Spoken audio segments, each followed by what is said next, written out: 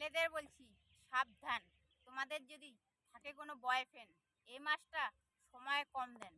চলতেছে জানুয়ারি মাস, মেয়েদের আসার কোনো নাই শেষ। আসতে চলেছে সরস্বতী পূজা, ফোন করে বলবে হ্যালো চলো না একটু করি কেনাকাটা।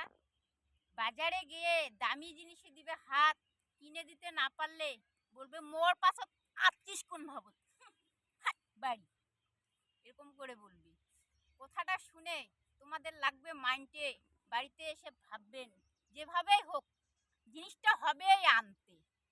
তখন ভাবনা করবেন কি করি উপায়। এবার বাপের টাকা করব চুরি, চুরি করতে গিয়ে যদি পড়ে যান ধরা, হবে না তোমাদের আর গার্লফ্রেন্ডের সাথে সরস্বতী পূজা ঘোরা।